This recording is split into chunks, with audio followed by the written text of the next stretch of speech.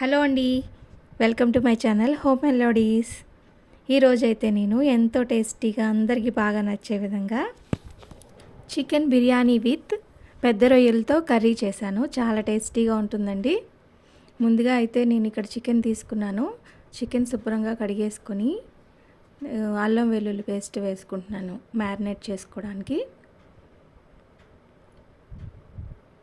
అల్లం వెల్లుల్లి పేస్టు, పసుపు, కారం వేసుకొని బాగా కలుపుకున్న తర్వాత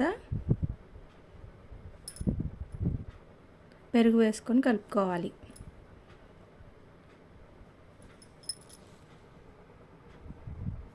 ఇక్కడ కొద్దిగా మిరియాల పొడి కూడా వేసుకుంటున్నానండి. అన్నీ వేసుకున్న తర్వాత బాగా కలుపుకోవాలి. సరిపడినంత కారం వేసుకోండి. చికెన్ బిర్యానీలోకి కారం ఎక్కువే పడుతుంది కదా, అందుకు కారం వేసుకోండి. ఇవన్నీ వేసుకొని బాగా కలుపుకోవాలి.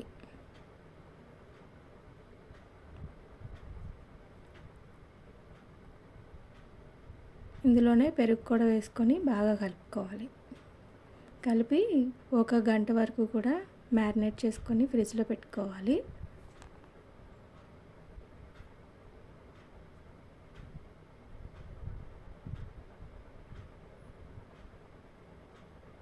ముందుగానే మ్యారినేట్ చేసుకుని పెట్టుకుంటే తొందరగా అయిపోతుందండి. ఇవన్నీ రెడీ చేసి పెట్టుకుంటే కర్రీ తొందరగా అయిపోతుంది. టైం లేనప్పుడు ఒక హాఫ్ అన్ అవర్ అయినా పెట్టుకుంటే సరిపోతుంది. అప్పుడు ఈ కారం, ఉప్పు, పసుపు, అల్లం వెల్లుల్లి పేస్ట్ ఇవన్నీ బాగా పడతాయి అన్నమాట. మ్యారినేట్ చేసుకుని 1 అవర్ ఉంటే, లేదు అంటే హాఫ్ అన్ అవర్ అయినా పర్వాలేదు. ఉల్లిపాయలు, పచ్చిమిరపకాయలు, టమాటాలు బిర్యానీలోకి తీసుకొని పక్కన పెట్టుకోవాలి. అవన్నీ కట్ చేసుకొని పెట్టుకోవాలి. ఇక్కడ చూస్తున్నారు కదా, పెద్ద రొయ్యలు తీసుకొచ్చారు. అవన్నీ శుభ్రం చేసుకొని కర్రీ చేసుకోవాలి. ఇక్కడ చూపిస్తున్నాను మా పిల్లలకి, పెద్దగా ఉన్నాయి రొయ్యలు అనేది చూపిస్తున్నాను అన్నమాట. పెద్ద రొయ్యలు చేయడం కూడా చాలా ఈజీ అండి. చిన్నవి అయితే కష్టం, కానీ ఇవన్నీ చేయడం ఇవి తొందరగానే చేసేయచ్చు. ఇలా చూపించడానికి నేను చేయించి తీసుకురావద్దన్నాను అనమాట, అందుకని ఇలా తీసుకొచ్చారు.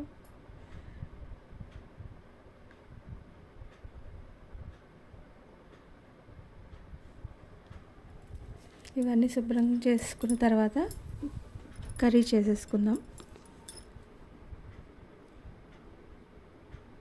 ఇవన్నీ చేయడం అయితే చూపించలేదండి.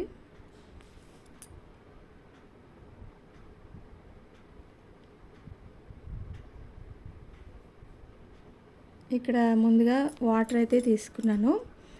ఆ వాటర్లో మసాలా దినుసులన్నీ వేసేసుకున్నాను.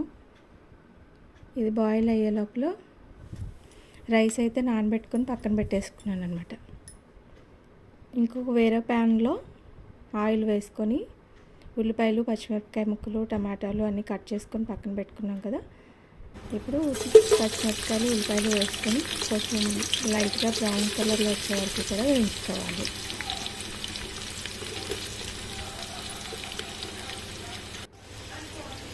ఇక్కడ మరుగుతున్నాయి కదా ఎసరు మరిగే లోపల ఈ పక్కన ఉల్లిపాయలు అవి మంట పెట్టేసుకోవాలి.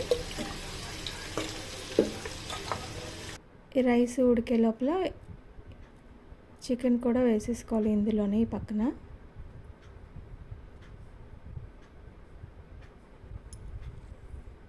ఇక్కడ చికెన్ వేసేసుకుంటున్నాను. వేసుకొని బాగా కలుపుకోవాలి. ఇందులో వాటర్ అంతా సపరేట్ అయ్యేదాకా కూడా మూత పెట్టుకొని మధ్య మధ్యలో కలుపుతూ ఉండాలి.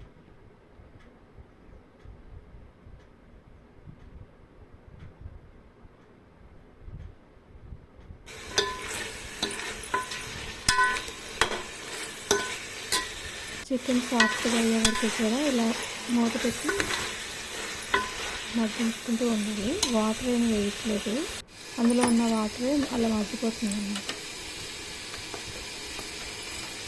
ఇది రైస్ వేసాక ఒకసారి కలుపుతూ ఉండాలి.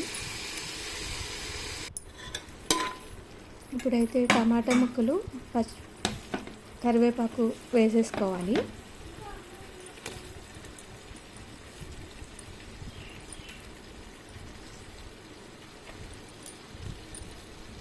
వేసుకొని ఒకసారి కలపాలి. కలుపుకొని తర్వాత సాల్ట్ వేసుకోవాలి. సాల్ట్ వేసుకొని సరిపడినంత సాల్ట్ వేసుకోవాలి.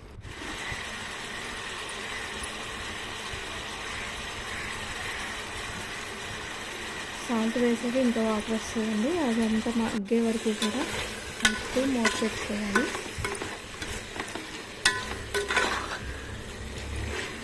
కొద్దిగా పలుకుండగా రైస్ ఉడికింది అనుకుంటే 70% ఉడికిన తర్వాత ఆ రైస్ ఆ కర్రీలో పైన వేసేసుకోవాలి. ఇక్కడ నేను ఇందులో కూడా సరిపడినంత సాల్ట్ వేసేసుకుంటున్నాను. సాల్ట్ అయితే చూసుకోవాలండి, సరిపడినంత వేసుకోవాలి. ఇక్కడ అంతా ఈవెన్గా వేసుకోవాలి. రైస్ అంతాను వేసుకున్న తర్వాత ఇక్కడ నేను కొంచెం నెయ్యి కూడా వేసుకొని మూత పెట్టేసుకుంటున్నాను. అలా చిన్న మంటలో పెట్టేసుకుంటే అలా మగ్గిపోతుంది. ఇక్కడ వేరే ప్యాన్లో మసాలా దినుసులు అయితే వేసుకున్నాను.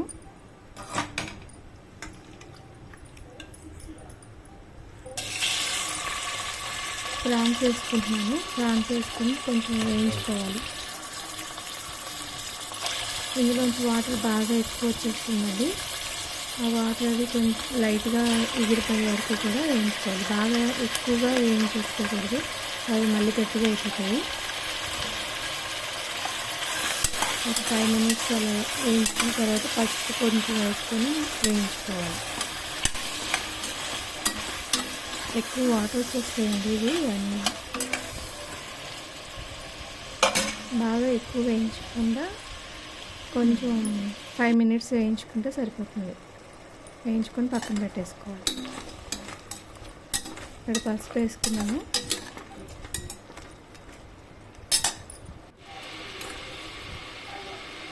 ఈ పక్కకి తీసేసుకొని ఉల్లిపాయ ముక్కలు వేసేసుకొని వేయించుకోవాలి.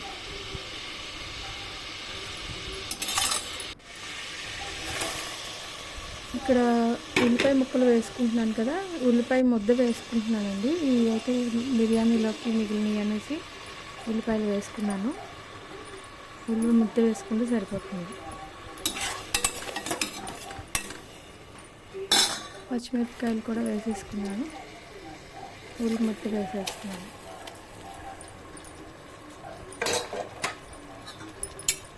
వేసుకొని బాగా కలుపుకోవాలి. కొంచెం గోల్డ్ కలర్ వచ్చే వరకు కూడా వేయించుకోవాలి. బ్రౌన్ కలర్ వచ్చేదాకా కూడా వేయించుకోవాలి. అల్లం వెల్లుల్లి పేస్ట్ వేస్తున్నాను.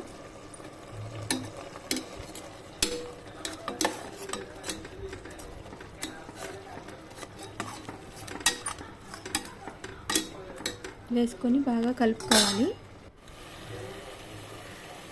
ఇక్కడ జీలకర్ర ధనియాల పౌడర్ కూడా వేసేస్తున్నాను. వేసుకొని ఒకసారి బాగా కలపాలి.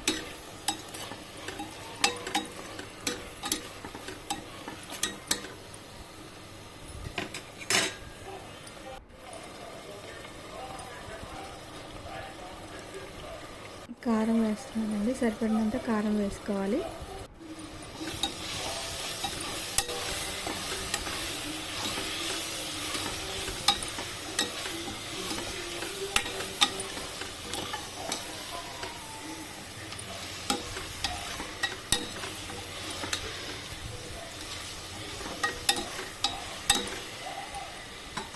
అడుగు అంటకుండా బాగా కలుపుతూ ఉండాలి.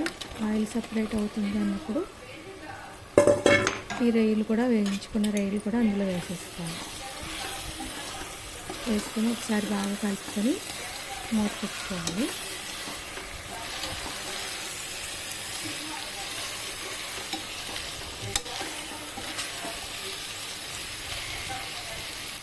ఇవన్నీ బాగా కలిసేలాగా కలుపుకోవాలి. ఇప్పుడు వాటర్ వేసేస్తున్నాను.